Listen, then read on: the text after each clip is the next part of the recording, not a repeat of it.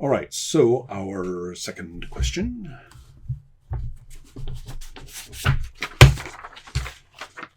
Coming from Sean, and says, and I'm going to pronounce, I was told how to pronounce this game, and that if you don't do it, you don't say it this way, then you're not doing it right. Maybe I don't have it quite right, but Ars Magica, I'm told, gets credit for design elements like troop play. Is that accurate?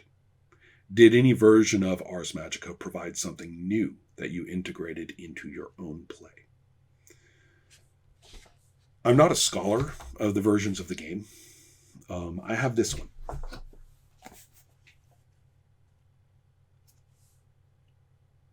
Which is published by Lion Rampant and features the authors, Jonathan Tweet and Mark Reinhagen. And it was published in 1989. There are no mentions of other... yes, here it is. Ars Magica. Very clear. Say it this way. But there's no indication in it of previous publications, and I was under the impression it was the first version, but I'm not sure if that's true. I think I looked it up one time and found that this was an iteration. And I think a lot of people are mostly familiar with later versions, because when people tell me, well, in this game, you do it this way, and I, holding this, go, that's not how I understood it. And then since they're probably talking about another version, I don't go into it further. I just kind of log it and say, either that's the typical role-playing telephone game of how a game works, or it's just different in the one that they know. Okay, so I can only operate off of this one.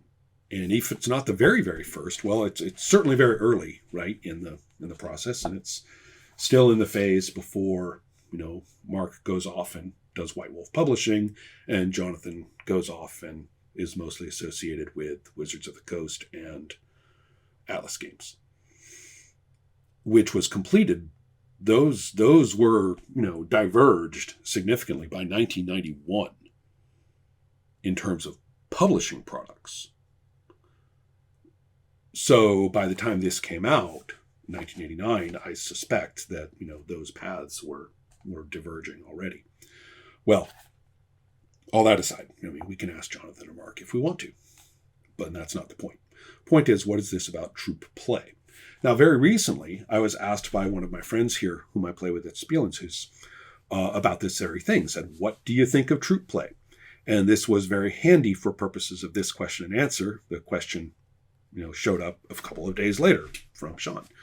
And so that conversation I just had was very handy, specifically in saying that I think the term has definitely undergone the telephone game and has bled out and diffused out across all sorts of role-playing dialogues to the point where people just blink and assume that it means something and then start talking about that something.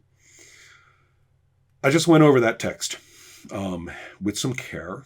There's a lot of parts to it, of course, and so therefore, if anybody wants to really go through it and find some paragraph or something that adds to what I'm saying or shows that I'm wrong about something, please feel free. But I went through what I think is the case. In this game, you make up several characters. And the presumption is that you would make up three. One is a magus, one is a companion, and one is a grog. And that for any given adventure, you have chosen to play one of them. Nobody plays your characters. So nobody plays your companion on some other adventure. And there's a lot of talk about setting up a given adventure. For example, they talk about role-playing all of the Magi sitting together in a council deciding what they're going to do, where they're going to go, what their problems are, etc. I suppose the game master is, game mastering this and providing information that's relevant to the upcoming scenario. And the Magi then decide, who's going to go off and deal with this. And so then we basically form the composition of Magi and companions. And that sort of integrates with some people, feeling like playing their grog that time and whatever. But that comes together and makes the composition of characters for this adventure. That's one of their suggestions. But the other suggestions are kind of in tune with that idea. We all have 3 characters sitting in our notebooks for a given adventure. Some set of criteria or procedures involved in you saying, okay, well, I'm playing this one for this adventure. Now, what do we not see in this construction? We don't see, again, playing anyone else's characters. You will be playing one of these 3. You don't see any takeover of, for example, a non-player character. I'm playing along, and then in comes the bartender, and the GM says, hey, you play the bartender. That's not in there. You don't see playing multiple characters at once. You don't play a companion, and you don't play your companion and your grog. So their concept of troop play, or how they describe it there. Now, by the way, troop in this sense is actually not referring to the technique of having more than one character. It's just referring to the player group, the group of participants, as the troop, and avoiding the word party for the characters, because you talk about the troop of characters at that time, which means its current composition, or you talk about the group of people sitting around the table, and they talk about, the troop as if, we were all these creative individuals working together. It's a pretty good name. Their emphasis on theater is very, very strong. And I'm not surprised, because if you read that RuneQuest stuff, which all of these people totally cut their teeth on, you can see they've pretty much incorporated that game mastering book in its totality, not those 2 paragraphs, from that RuneQuest section. Well, anyway, therefore, what we're really looking at is simply having more than one character to play. It's organized in this game by type of character, which is also related to what people are often obsessed with. Power. The power of the character. And they quite rightly point out that the how many dice you do for damage, or your range of casting magic, or being able to cast magic, and all that, are actually not where one's sense of participation comes from. So I think the book is really nice about pointing that out. So it organizes that you're going to make more than one character, and it organizes that they will be different types of character. But that's it. And it's actually more limited than, for example, all the way back in 1975, Tunnels and Trolls, where,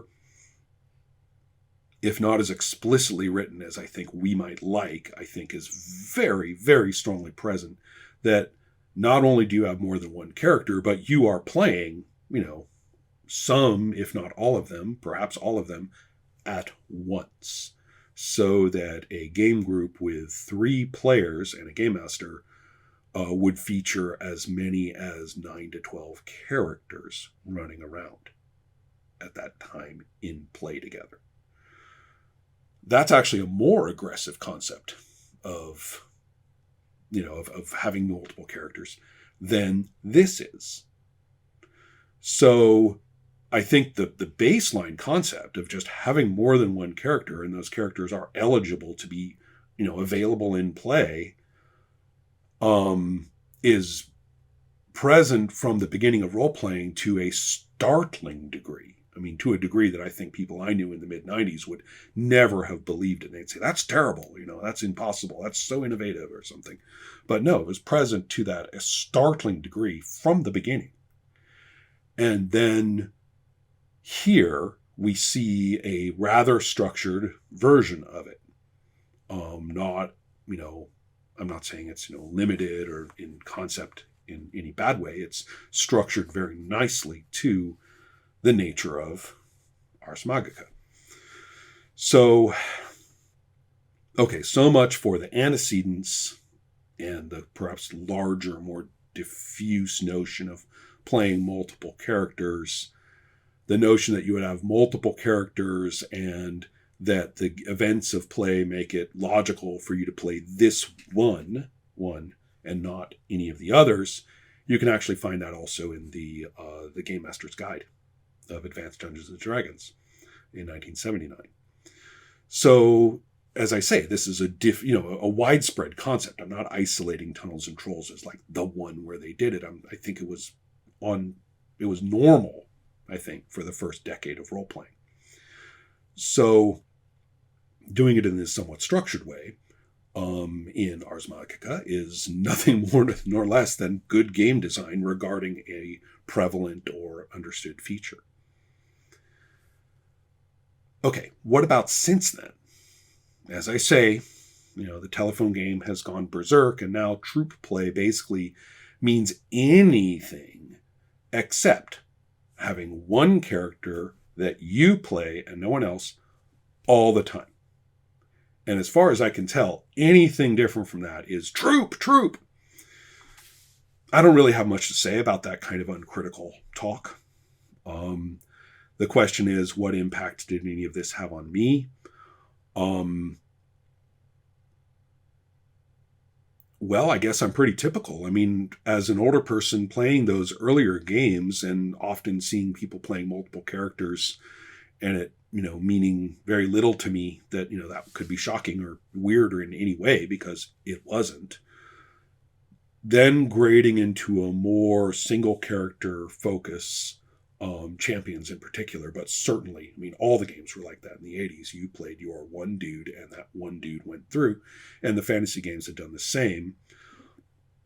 So very quickly, I think, as people, aged into the hobby, were born and became capable of role-playing, joined existing role-playing groups as the texts telescoped into tighter and tighter, procedural assumptions across different games and texts, that became the new normal. And so Ars Magica probably was perceived at the time as being, by a lot of people as, startlingly different. And I'm not sure if I can actually dissect my own thinking about this because I certainly had fallen into the mode of I play a player character, this player character for this game, and that's, my job. And you can see that, that isn't any different in my games like Troll Babe or Sorcerer, or plenty of others. I don't find it, painfully limiting. I think that certain other rules issues need to be addressed if you're going to do that, death in particular, as you can see in my antecedents of play, particularly Champions. People were thinking about that a lot. So the concept of kind of shaking that up a little bit explicitly in the rules, which I think we started to see more in the 2000s, I may be missing any number of individual examples of other games that, tapped into or discussed or, incorporated some aspect of multi-character play and under what circumstances, and do you, shift a character from person to person? Is there a player character versus non-player character divide or not? All those things. Well, things become, I think, much more exciting, or an acknowledgement of the range of what can be done. Where it starts and where that dialogue begins, I don't know. I know that Ben Lehman's Polaris plays a large part in people's understanding of this as a possibility or as an issue.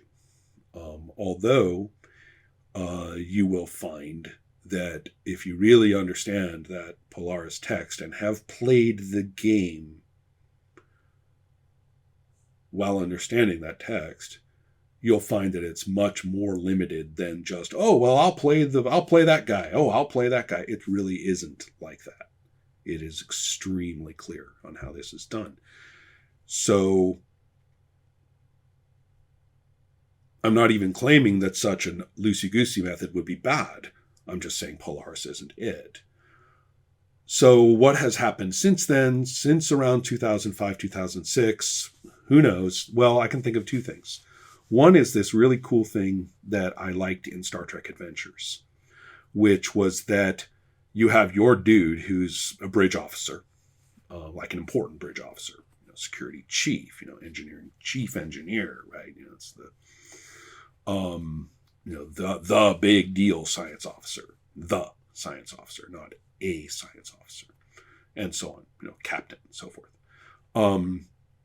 So you've got your headliner, and then you also have these other characters who are less effective, and are basically lesser crew members. Very hierarchical game, actually, in its way.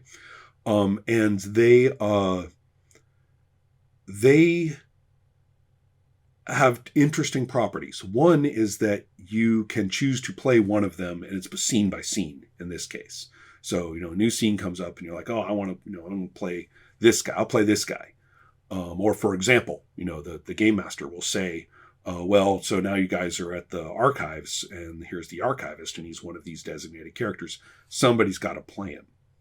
And you're like, well, my captain is sitting up in the bridge, so, I'll play this guy this time. And it can be anybody in any of the player characters who can play this guy. If I remember correctly, the game master actually can't play these characters. So that's kind of cool. Even more interestingly, these characters can improve in ways that your primary character cannot. Your primary character starts very effective and doesn't really improve. They may gain traits and stuff. They can kind of shift around in many qualitative things, but they're basic dice and numbers. You can rearrange them a little, but you can't, bulk up. These characters you can. All right, this is interesting, right? I want to play this game. I have played it. Would like to try it again. Because that feature I found, quite powerful.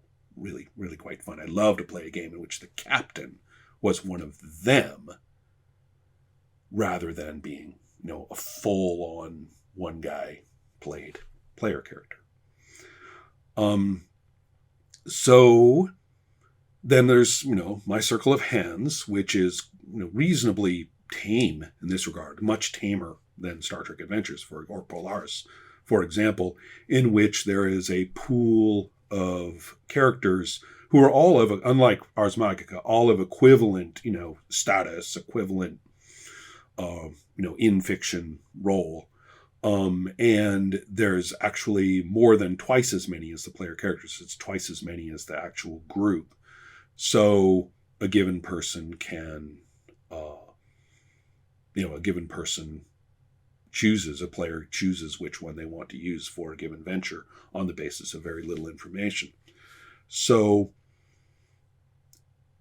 the important thing being that you can't choose the same one for the next venture. So that's pretty much all I have to say about it. I think that after, about 20 years ago, the term is kind of unrecoverable in terms of what it means. It seems to mean anything except one player character for this game, and that correspondence is absolute. So I'm not really, don't have much to say about that as a term or a concept. It's too wide open. But I really like all of the different and differently structured permutations of the concept of player character, non-player character, and how we do that, scene by scene, adventure by adventure, whatever.